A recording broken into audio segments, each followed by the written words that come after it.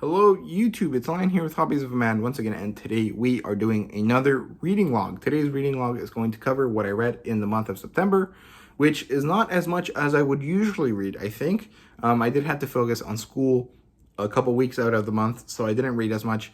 Plus, it's not really a reading slump, but I was definitely not feeling the manga, and manga does help boost my numbers of books read because reading a manga takes 30 minutes, whereas reading a proper book takes a couple hours. So it's a little different, but I didn't read as much as I usually do this month. We're gonna talk about the light novel, manga, original English light novel stuff first, and then we'll talk about proper books or like Western books. I don't know what the qualification is or what I should call each section, but we're gonna do that instead of chronological because I feel like chronologically we jump back and forth a lot, and I just don't like it that much. So yeah, before we get started, I do have to tell you guys that I do have a discount code with Tentai. So if you guys go to Tentai's website, tentaibooks.com, you guys can use code LION, L-I-O-N, in caps.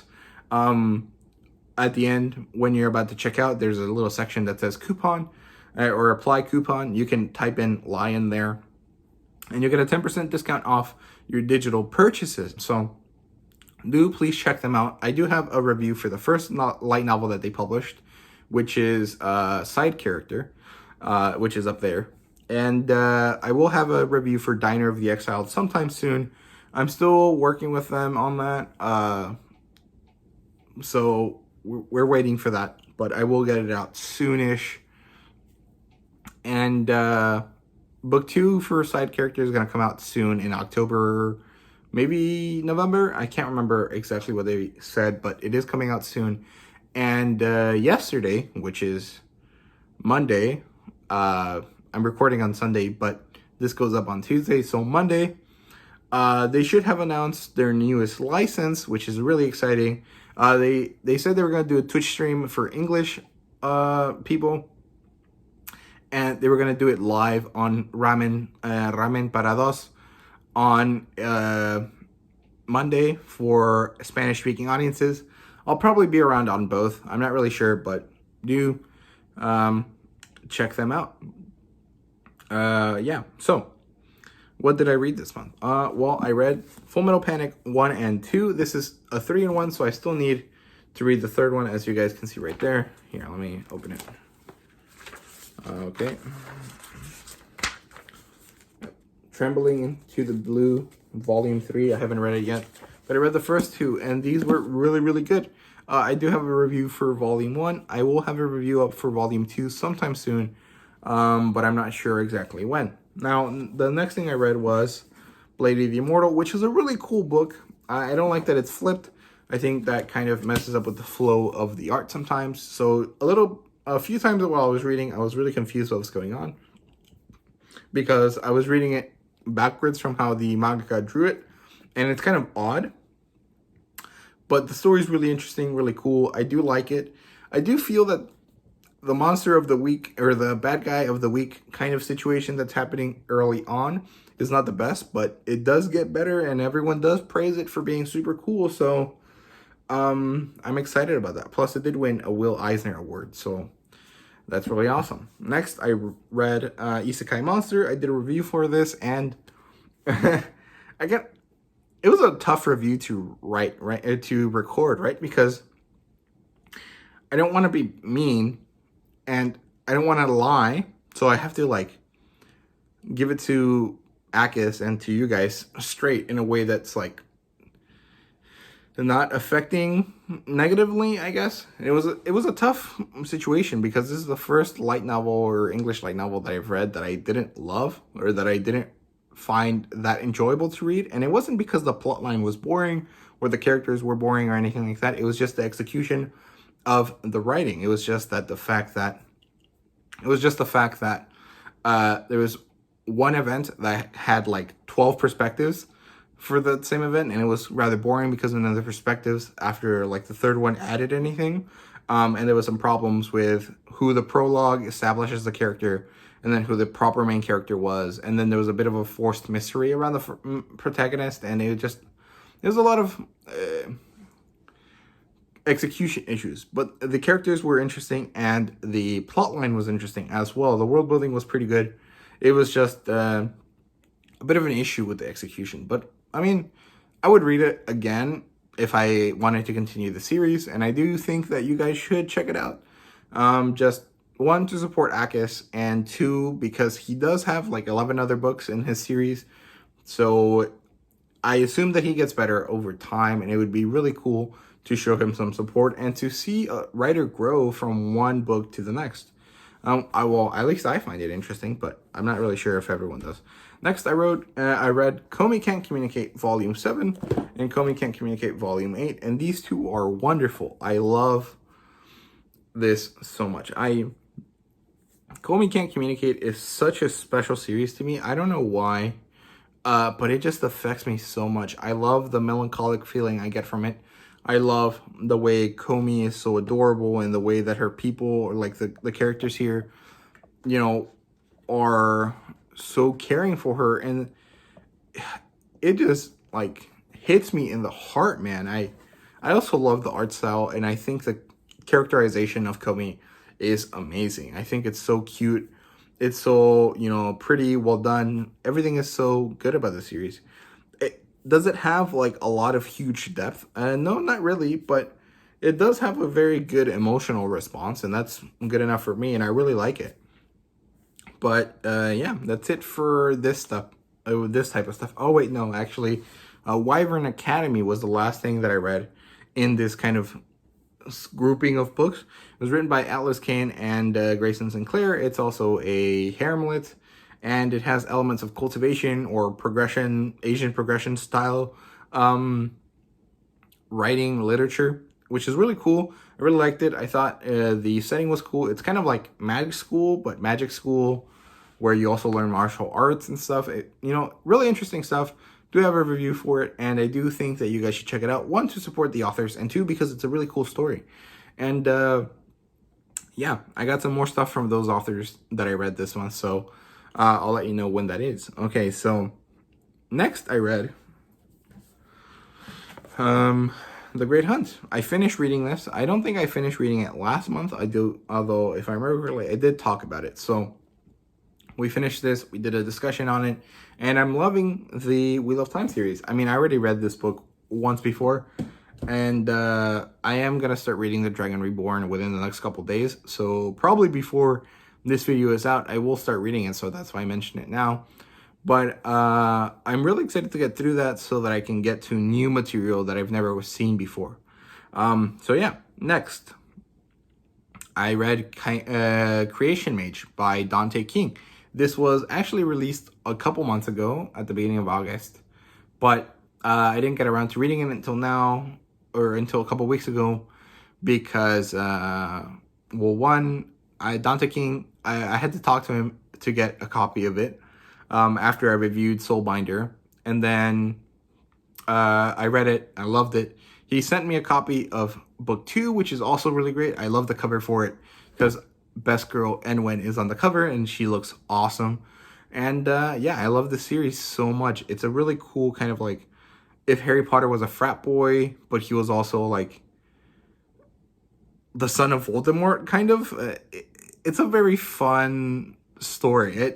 Well, if Voldemort was morally correct, but still kind of psycho, it would work. But yeah, it's a really good series. It has a ton of comedy, really good action, very fun, kind of like steamy romance elements going on there. And it's, you know, really well written. So I really love that. Hopefully I get to review some more things from Dante King soon. I will review Creation Mage number 2 in the next couple days. I just haven't gotten around to editing the video, so I will get it soon.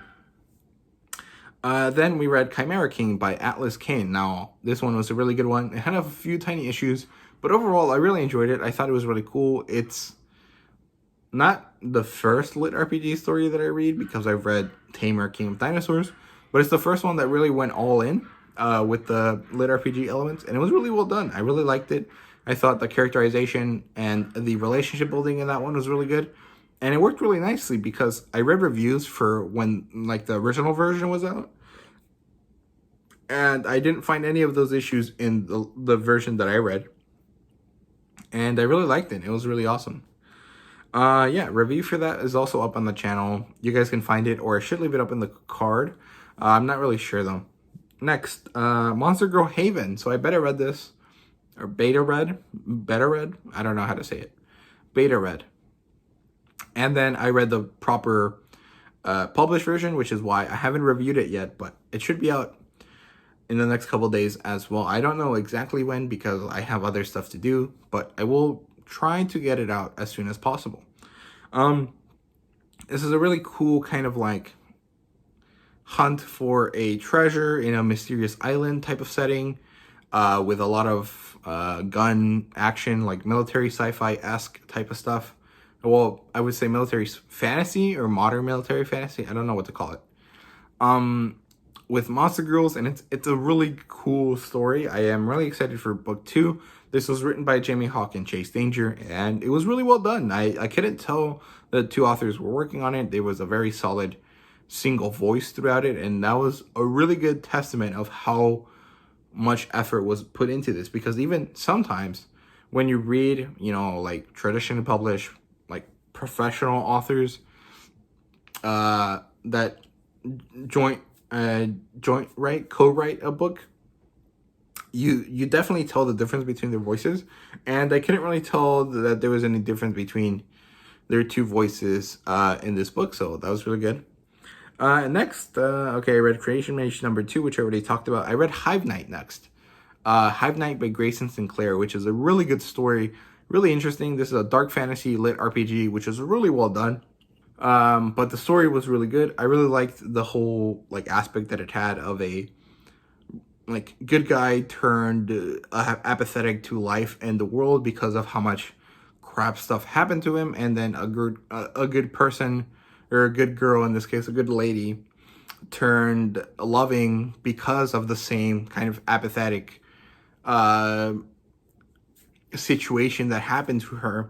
But instead of being apathetic, she chose to do her best and try to be better than the world around her. And it's a very good, interesting story. I will review it soon.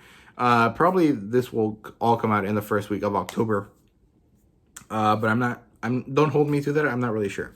Next is Monster Girl in My Closet. I beta read this, and I should have a review for it out in the next couple days. This releases on the 1st of October, so if you guys are interested in it, definitely check it out. It's really good.